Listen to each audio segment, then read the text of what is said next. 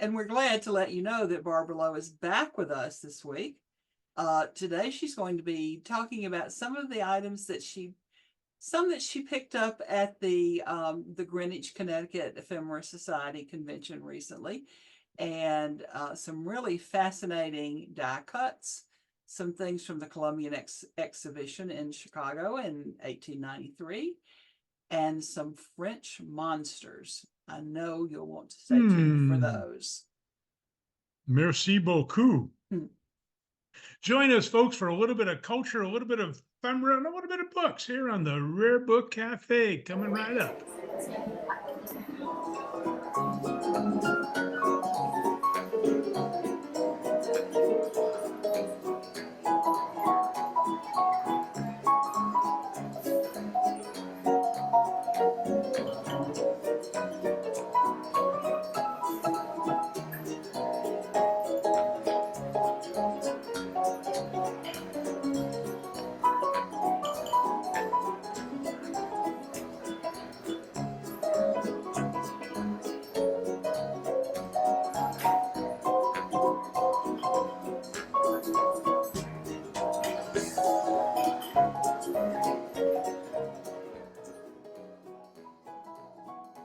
Well, dear listener, if you don't know where you are, let me tell you, you have arrived at the Rare Book Cafe, the book lovers' rendezvous. And here you are with Ed Markiewicz, Montgomery Rare Books, and my co-host, Linn, Ridge Books, Calhoun, Georgia. I did it all in one breath today, Lee. Congratulations, Ed. I'm so glad you've been exercising your lungs, I suppose. Yes, we are delighted to be here. We know where we are today. That's good. And we have a very special returning guest, Barbara Loe, whose field is ephemera. And Paper lady. yes, and she's going to share with us some new acquisitions because she's just been to the National Ephemera Society convention and show and sale. And we know, because we've known Barbara for a while now, that she did not come back with nothing. that she's probably spent every dime that she sold. She did spend a lot. The same may be able to be said from you, because I can't imagine you coming back from a book No, that was fair not without well, nothing. We understand this. We understand this. Yes. And See, we're empathetic. Dealers always understand that you rate a show based on selling and buying. That's right. And the buying is just as important That's as right. the selling. That's right. And when I went to the Cabs workshop in Colorado many years ago, our session on book fairs, well, you know, he did talk about, I'm not going to name any names. He did talk about selling, that's your goal, you know, and talked about what his personal goal was in terms of how many times his entry fee was. And then he talked a lot about buying that. And I know from experience with this particular seller that he buys a lot at book fairs. But then he said, if all else fails, then you go to drink. So, you know, keep that in mind too. That's usually where I start the book fair. That's where you start. Well, all right, Barbara, what do you have for us today? Well, I have a few interesting things, and I'm gonna read the reference thing while I show you this one. And I want to share something that's interesting to know about ephemera as well. So this is it's French, and it was originally published in 1585. And what's interesting is that the person I bought it from thought this was a 16th century leaf. So I'm going to put this up and show it to you. And I'm going to start by saying he was wrong about that. This is not a 16th century leaf. It is probably an 18th century one from the 1700s. And the reason that I know that is because of the paper. And when you're dealing with ephemera, the paper is really, really important because people made a lot of reprints over the years, but then we also have forgers out there. And this is true in the book world as well. that you can tell a forgery based on the paper that was used in the material. So I don't think it lessens the uniqueness of this piece, the fact that it's a reprint from the 18th century, but it was interesting that the person I bought it from thought it was earlier, but he didn't realize What that. would have made that so valuable that induced somebody to do a forgery? Any idea? I don't think it was a forgery. I think it was a Oh, reprint. Just a just a reprint. reprint. Okay. Yeah. Yeah, and I think it's the unique nature of it. So I'm going to pull in, I mean, here's the whole leaf, but I'm going to pull in closer, and it's called The Monsters. You can see that up at the top, De Monstre. But And they're Siamese twins. they are Siamese twins, but in 1585, they were considered monsters because they didn't understand what Siamese twins were. Right. And so he also has, the idea that you would have two bodies and one head, or you would have two heads and the body would be conjoined. This was just something they didn't understand. And so they view these as being monsters. And it's just, to me, it's just an interesting thing at looking at how things have changed over the years.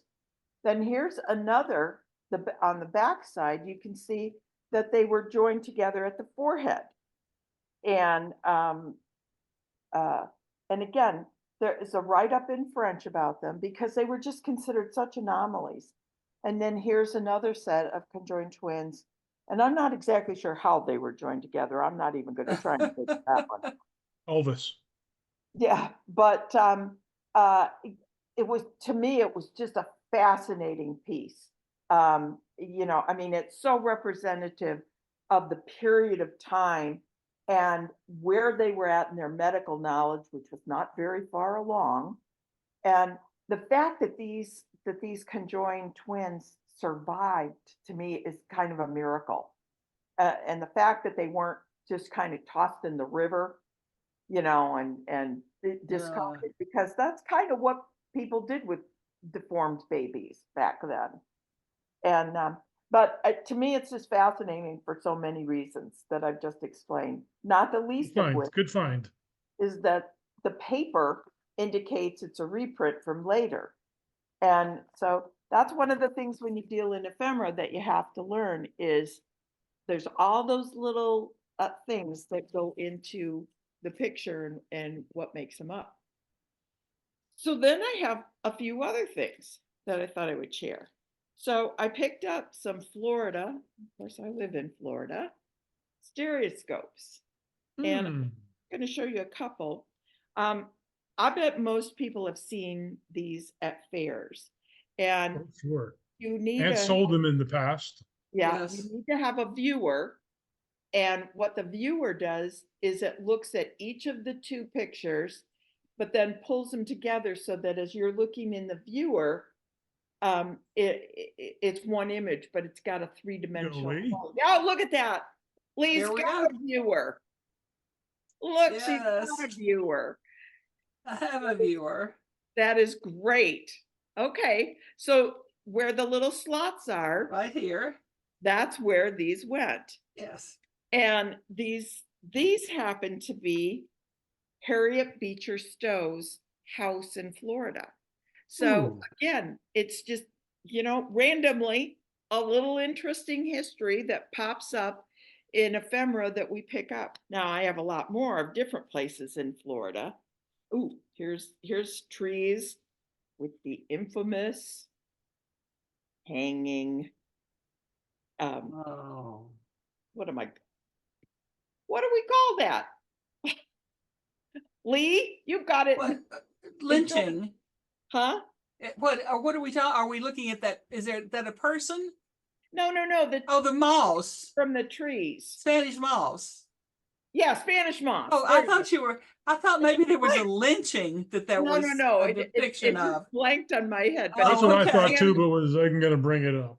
Yeah, the Spanish moss hanging from the trees, which is so much Florida and Georgia. Right. I mean, South Georgia. Yeah, you're not gonna see that. Not up here. up north, No, But We have anyway, seen them over the years. I've collected them with presidents in them. We've seen Civil War, American Indians, American West. It's just been a fascinating part of the collecting culture to keep those. right. yeah, and I think, as you go and you look at book fairs and ephemera fairs and stuff like that, if you didn't know what they were before, now when you see them, you'll You'll know know what what they are. the The stereoscope, hardest thing is finding the stereoscope the viewer. to the viewer Yeah, to do it. Yes, yes. that is, And somebody. it adjusts like binoculars, or a telescope would do. You can adjust it. You look through there. And I think the first ones I ever saw, my great aunt had gone on a tour of the Western United States and brought back a whole set of, rather than photographs, she brought back a whole set of stereo views of the West. Cool. How cool. The I wish I lamp. still had them. I'll bet. So now changing the topic again, the third thing I'm going to show you today is I have a few items from the Columbian Exposition. So the world 1893 Chicago. That's right, 1893 Chicago. And this was fascinating because after the Paris Exposition, everybody was like, oh my God. And of course, that's where the Eiffel Tower was erected for that one. And so it became a big thing that different countries wanted to do an exposition to show off stuff. And it was stuff from their country, but it was also stuff from the world. And actually, the first one I would say dates back to the Great Exposition in London that Prince Albert was so identified with during Victoria's reign. But the Chicago one was a really big deal here. And The Devil in the White City. Yes. Yes, you Such know a- that book. Such a good To me, book. it's one of the most interesting books because Yes. the Give me the story shivers. it tells about all the different dimensions of it. So it's, oh my gosh, it's a fascinating book. If you haven't read it, you should get it and read it because it is absolutely fascinating. And so they refer to it as the White City because, and honestly, I don't know if you can really tell that those are white buildings, but all of the buildings, they ran out of time as they were getting ready and they were like, oh my gosh, what are we going to do? So they decided to whitewash all the buildings. So all the buildings became white, and that's how it got the name, the White City. And so here's just a couple of trade cards showing some of the buildings that were there.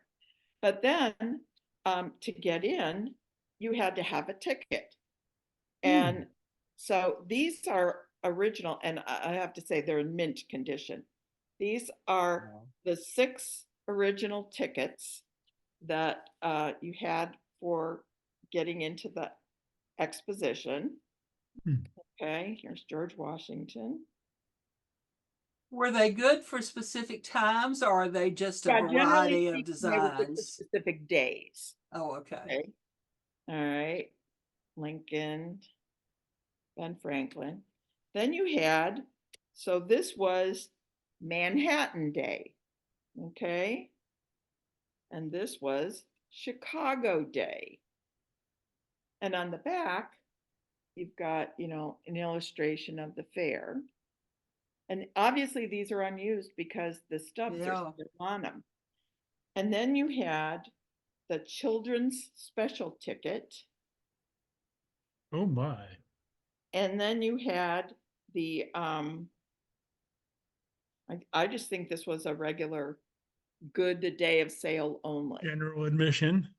Yeah, general admission. But I mean, you could buy these tickets in advance, but this was like, like you get Broadway tickets the day of the show, whatever sold. So that was good the day of admission. Now, one of the things that's fascinating about that fair, you cannot believe the number of products and things that were introduced. Like to me, one of the things that's fascinating is that was where the zipper was first introduced. Was at the and you know where I learned that? I learned that in The Devil in the White City. But And one of the And I still haven't figured out how to use one. yeah, we know.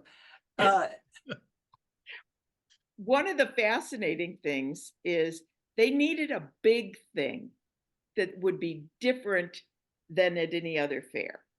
And at first they thought about building another tower, kind of like the Eiffel Tower. And they actually invited Eiffel to submit a proposal. And they had all these different proposals. And they wrestled around with what were they going to do? What were they going to do? What were they going to do? And they decided no, they didn't want to do a tower because that had been done in Paris. So finally somebody said, look at these proposals. Here's a guy that's got this thing called a Ferris wheel. Here's the surprise. His name was Ferris. Yeah. Anyway, and this Ferris wheel, I don't know if you can see up close, but each one of those carts would hold 50 people. This thing was gigantic. And here's a picture. So this is a trade cart advertising Ferris wheel. And this you can see how it stood out above the rest of the fairgrounds. And I mean, what person in the country hasn't seen a Ferris wheel or ridden one? And that Not one all like comes, that. well, not like that, yeah. Probably the closest thing to that today would be the Eye in London, because that's, it also holds lots and lots of people. But it was a fascinating attraction that was at that exposition. And it's just, you know, and the things that were introduced there that became a part of our everyday life is just fascinating to me. I mean, that's A one of the, diesel engine. yeah, one of the things I love about Ephemera is it teaches us and shows us these things that were introduced in the history of our country and in the history of the world that we wouldn't know about otherwise, because that's certainly not the type of thing you'd learn about in school. Also, I think one of the fascinating things about the Columbian Exposition is Buffalo Bill wanted to be in it, and they wouldn't give him the amount of land he wanted, and they wouldn't give him the press he wanted. So he leased the land right next to the Exposition fairgrounds, and he put up his traveling Buffalo Bill show right next to it. So he was actually in competition with the Exposition. But it's a fascinating event, and there's a large number of collectors out there that collect things about the Columbian Exposition. And I would encourage anybody that hasn't read the book, The Devil in the White City, to pick it up, because it's a fascinating book. And it tells a great story of our American history. So What's that last item you have there? A little more colorful? Oh, yeah. Okay. Then I have some die cuts. And we call them die cuts in this country. In Europe, they refer to them as scraps. So I'm going to show you a few. This one is very delicate, so I don't want to take it out of the plastic, but this is Santa and his reindeer. And then the kids in front are like, oh my gosh, it's Santa. And they're wanting to connect with him. And this is a really great one because it's large and all the antlers are intact. And that is so hard to find because over the years, die cuts get beat up. But they did so many. Here's another Santa.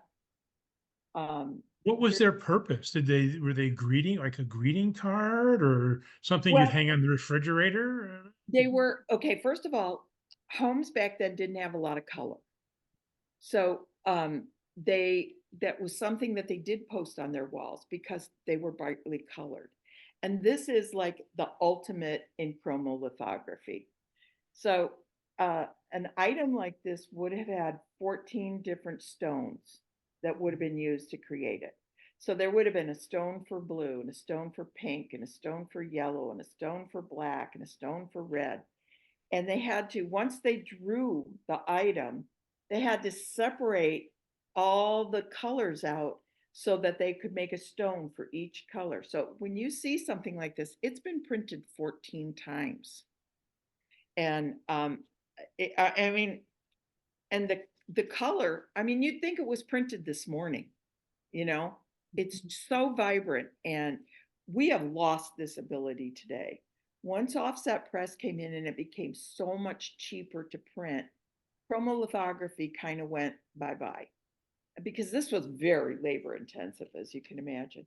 I mean, here's just at a different level, no Santa, but hey, Classy. there we go. Nice big lassie, a lion. I like this one because it's a great scene. You've got the train on top, and you've got the kid with the bicycle, and you've got they're riding in the carriage, and I swear they're going over an aqueduct that the Romans built. So, I mean, it's so fascinating to look back and see that they did this. And the phrase scrapbooks, we all know scrapbooks, comes from scraps. And so what you would do is you would go and you would buy the scraps, and then you would take them home and put them in your scrapbook. These are large, and they're unusual to have survived intact. But you see scraps as small as, an inch by an inch. As you look through old things, I wouldn't be surprised if a lot of people have run into scraps that have been tucked in books, or if you see a scrapbook. And, we don't even think about, where did that come from? Well, it came from these scraps. And the biggest printer and the most renowned printer of these was Raphael Tuck.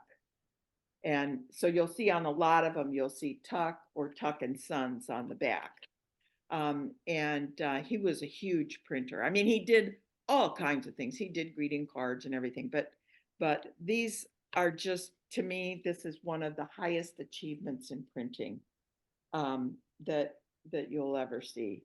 And I mean, and just charmingly inventive, There's another one with the goat cart, and and let's be honest, this was for the upper class. Yeah. It's not your average lower class people that were having goat carts and traveling around. And the Columbian We always Exposition learn something was, from you. You are so knowledgeable about your field of collecting. Thank you for sharing with us today. and one other thing, the Columbian Exposition also sort of was the start of a huge postcard industry, and I think Tuck probably did some of those. Oh yeah, Beautiful Columbian Exposition cards, Tuck just did a ton gorgeous of them. Yeah. Tuck cards are just so gorgeous. Yeah. Those early ones. Yeah, they are. They absolutely are. And there's a tremendous number of people that collect postcards. I love the fact that we have all these adjacent things. We have our books, and then adjacent to that, we have the ephemera, and adjacent, we have postcards, but they all kind of come together. Yeah. In a love of paper. Oh. And the love of books and the love of you. Well, thanks for inviting me, and I will see you next time. That's right. Bye-bye. I'm sure. Bye-bye. Cafe. Bye-bye, everybody. Thanks for joining us. Yes. Oh, don't forget about the mug. Lee, you got your mug? I have a mug. All right, Alan, our producer, tell these folks how they can get a mug. Bye-bye, everybody. Bye.